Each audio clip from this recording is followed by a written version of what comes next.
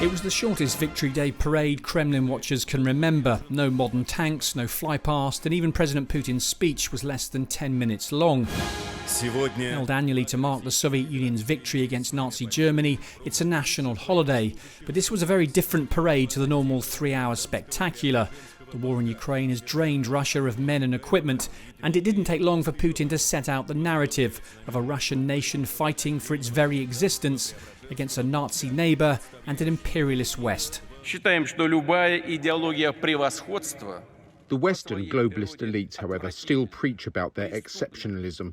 They are pitting people against each other and dividing society, provoking bloody conflicts and coups, sowing hatred, Russophobia, aggressive nationalism, destroying the traditional family values that make people people. After recent drone attacks inside Russia, including one on the Kremlin itself, there were doubts Vladimir Putin would appear in person. Red Square was closed to the public and there was tight security, including GPS jamming across Moscow. The so-called Immortal Regiment March, where families traditionally display portraits of relatives lost in the Great Patriotic War, was cancelled on grounds of public safety. But many speculated the Kremlin feared parents arriving with pictures of sons lost in Ukraine. The war has drained the Russian military of men and equipment. The parade, as expected, vastly slimmed down. A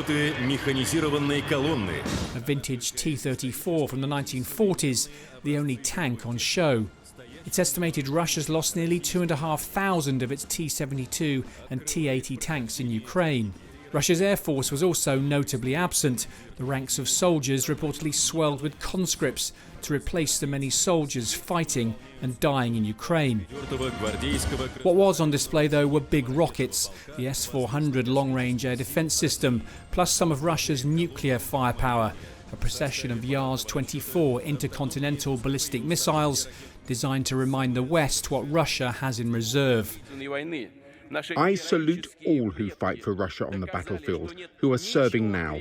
During the Great Patriotic War, our heroic forefathers proved that there is nothing more solid and strong than our unity. There's nothing stronger in the world than our love for the motherland. Here's to Russia, to our valiant military forces. Here's to victory. Hurrah!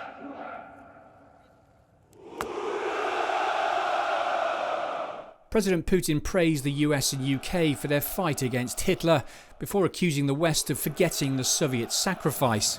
He praised China, an ally he's keen to woo, for its fight against the Japanese, and said Ukraine was now home to a Nazi cult bent on destroying Russia. President Zelensky announced this week that Ukraine will change its Victory Day to the 8th of May, in line with Western celebrations, a move that's angered the Kremlin. While the parade was brimming with patriotism and theatre, missing was any mention of Russia's path to victory in Ukraine, the estimated 20,000 dead, or Kyiv's impending counteroffensive, the symbolism of 1945, unable to disguise the failures of Russia's current war. Simon Newton, Forces News. If you enjoyed this video, don't forget to like and subscribe to our channel.